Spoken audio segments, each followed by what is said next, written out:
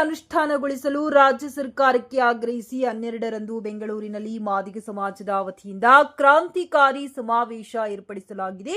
ಜಿಲ್ಲೆಯಿಂದ 50,000 ಸಮಾಜದ ಬಾಂಧವರು ಪಾಲ್ಗೊಳ್ಳಲಿದ್ದಾರೆ ಎಂದು ಮಾದಿಗ ದಂಡೋರ ಜಿಲ್ಲಾಧ್ಯಕ್ಷರು ಗಂಗಣ್ಣ ಸಿದ್ದಾಪುರ್ ಪ್ರಕಟಣೆಯಲ್ಲಿ ತಿಳಿಸಿದ್ದಾರೆ.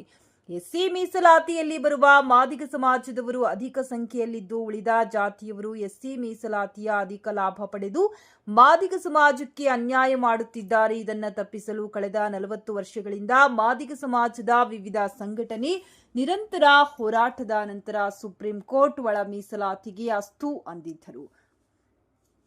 ಕಾಂಗ್ರೆಸ್ ಸರ್ಕಾರ ನಿರ್ಲಕ್ಷ್ಯ ಮಾಡುತ್ತಿದ್ದು, ಇದನ್ನು ಖಂಡಿಸಿ ಮಾರ್ಚ್ 12ರಂದು ಬೆಂಗಳೂರಿನ ಫ್ರೀಡಂ ಪಾರ್ಕ್ನಲ್ಲಿ ಕ್ರಾಂತಿಕಾರಿ ಸಮಾವೇಶ ಏರ್ಪಡಿಸಲಾಗಿದೆ ಎಂದರು. ಈ ಸಮಾವೇಶಕ್ಕೆ ಮಾದಿಗ ಸಮುದಾಯದವರು ಬಂದು ಒಳ ಮೀಸಲಾತಿ ಜಾರಿಗೊಳಿಸಬೇಕು, ಕಾಂಗ್ರೆಸ್ ಸರ್ಕಾರಕ್ಕೆ ಒಂದು ಕಟ್ಟಕಡೆಯ ಎಚ್ಚರಿಕೆಯನ್ನ ಕೊಡಬೇಕಿದೆ.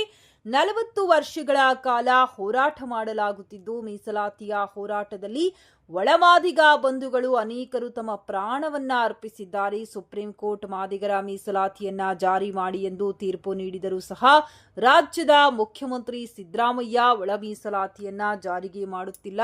ಕೂಡಲೇ ಒಳ ಮೀಸಲಾತಿ ಅನುಷ್ಠಾನ ಮಾಡಬೇಕು, ಇಲ್ಲದಿದ್ದರೆ ಮಾದಿಗರ ಹೋರಾಟ ತೀವ್ರಗೊಳಿಸಬೇಕಾಗುತ್ತದೆ ಎಂದು ಎಚ್ಚರಿಕೆ ನೀಡಿದರು.